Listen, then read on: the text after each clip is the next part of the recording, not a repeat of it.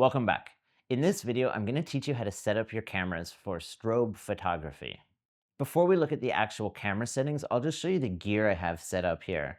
So this is the Godox SK400. This is a strobe, okay, a studio strobe. Sitting on top of that is my deep dish softbox, which is one of my favorite diffusers. I use it a lot for headshots and portraits. Now, sitting on top of the camera is the trigger that goes with the Godox. Okay, so this is what speaks to the light. So once we fire the picture on the camera, that's what sets off the light. Okay, so it is important that you have your trigger set up and it goes into the hot shoe on top of your camera. Now, before we talk about camera settings, one of the first things I want to do is I just want to verify that the light is going to work. And these triggers have what's called a test button. So I'll always just hit it at least once. There you go, just to verify that it's on and it's working and that it is speaking to each other. And on that point, if it wasn't firing, it's typically going to be something to do with the channels. Okay, so you have to make sure that this trigger is on the same channel as the light. Okay, so I have it at channel 1, and then on the back of the light, you'll see as well, it's channel 1. So we're all good to go, and the trigger is speaking to the light. So that's a very important step. Now, for the camera settings, we are going to refer to the camera settings cheat sheet. So make sure you have that downloaded. It's on chapter 1, and save it to your phone. And if you need to screenshot it or save it to a folder, do whatever you need to do to have quick access to that. So we're going to follow it to a T. So the first thing I have here is manual mode. So our camera's in full manual. The aperture, I have f6.3 to f11. So we're choosing a sharp f-stop, okay? Now our shutter speed, I have at 160 to 1/200. Now 160 is a really safe shutter to choose just because that's a safe sync speed for the light, okay? So that means that if you go too high on the shutter, you may end up seeing these black bars across the screen because then the camera's out of sync with the light. So 160 is actually just a very safe spot. So we're gonna go with that. For our ISO, we're going to do 100, so nice and low and nice and clean. White balance, you could go with flash, or we could set a custom white balance. For now, I actually have it just set to flash. Focus mode, I'm on single shot. You can decide if you want continuous. Single shot is just fine for me because the subject is not moving. And then additional tips, if you need a light meter to measure the correct exposure, you could. I personally don't use a light meter. I use my eyes when I'm doing this stuff. But to each their own. And position the strobes at 45 degrees to the subject. So that's the lighting setup that we've been talking about and that we are going to talk about throughout this whole course is our 45-degree angle, which is what we have here. Now that we have the camera set up like that, what you're going to notice is that the back of the camera is black.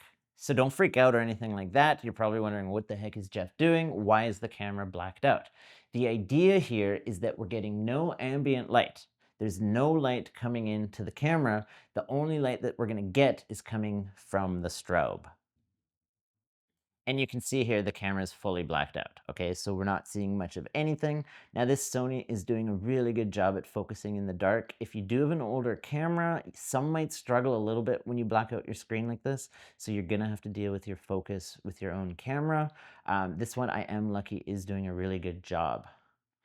But this is what it'll look like with your blacked out screen. Now, in regards to the light setup, I have the strobe set to 1/4 power. Okay, so that's 1/4. Now, when we do take the shot, we're gonna find out if that's too bright or too dark, or maybe it's bang on. We're not gonna really know until we fire the shot. As a rule, 1/4 works really well. So for me, that's just a go-to. So I kind of know that it's gonna be pretty in the ballpark, but I'm gonna take the shot and let's just see what happens.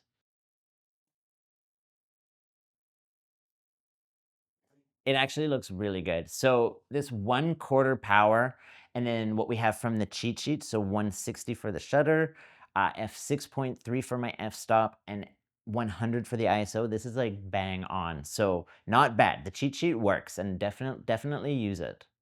So now that we know that the cheat sheet settings work and this 1/4 power works really well, let's just purposely take a shot that's overexposed. I just want to show you what too bright would look like. So what I'm going to do is I'm going to raise my ISO to, let's say, just a little bit. Let's go to 200, so not even that much. And let's just take a shot. So at 200 ISO, that's way too bright. And you can see it, right? If your eyes can't tell that that's too bright, that's something that you need to start working on and developing. What does properly exposed skin look like, okay?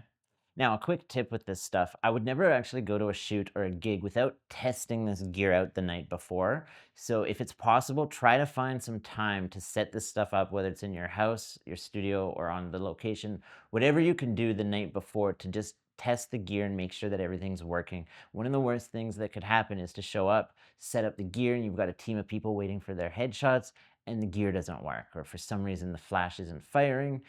Sometimes things just happen for no reason. Just, the gear worked last week, and then this week it's just something's not working. So you want to work that stuff out and troubleshoot that the night before, definitely not on the gig. Another piece of advice I would give you is bring backup batteries for your trigger. You never know when you accidentally left it on from the last shoot and the batteries got drained. So I always in my camera bag will have backup batteries. That's something that is a non-negotiable. And another tip I think is important is if you are going to do this stuff as a gig and for money, I would go as far as bringing a backup light. I actually always do bring a second light. And not only do I bring a second strobe like that, but I bring my on-camera flash in the off chance that none of my big gear works. I mean, what are the chances? But if that were to happen, I even have my smaller on-camera flash just so I can get some sort of extra light source if I need it. So having backup gear is not a bad idea. So, strobe photography. It's really not so bad. Nothing to be scared of with this stuff. Use the cheat sheet. It will help. Remember, we're trying to black out the screen and use the light that's just coming from there, okay? So I hope that helped you guys, and we'll see you in the next video.